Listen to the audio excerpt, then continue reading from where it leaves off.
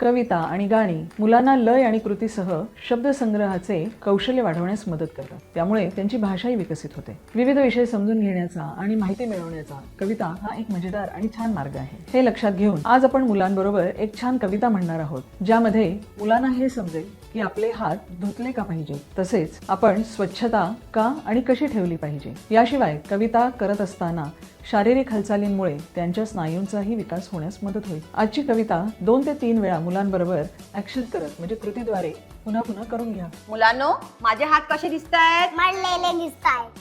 मग मी या हाताने जेवण करू शकते का?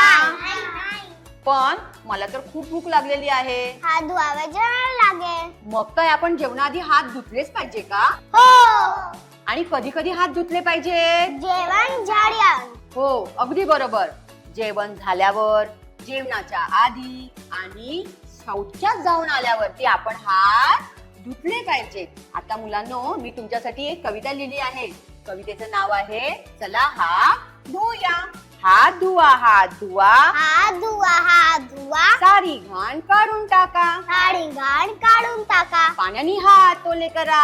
पाणी हात काढून टाका. हाताला थोडा साबण लावा. हाताला थोडा साबण लावा.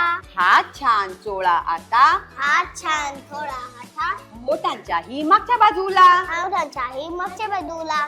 नखांच्या आत विसरू नका. नखांच्या आत विसरू नका. 20 सेकंद चोळत राहा. 20 सेकंद सोडत राहा. स्वच्छ धुवा आणि कोरडे करा. स्वच्छ धुवा आणि कोरडे काढा. आजारांना दूर ठेवा. आजारांना दूर ठेवा.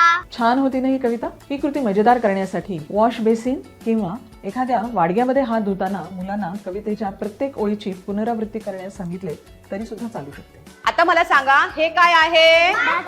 हे आपण काय करतो? साबणाने हात धुतो. पुन्हा भेटूयात एक नवीन उपक्रम घेऊन एका नवीन व्हिडिओमध्ये. धन्यवाद.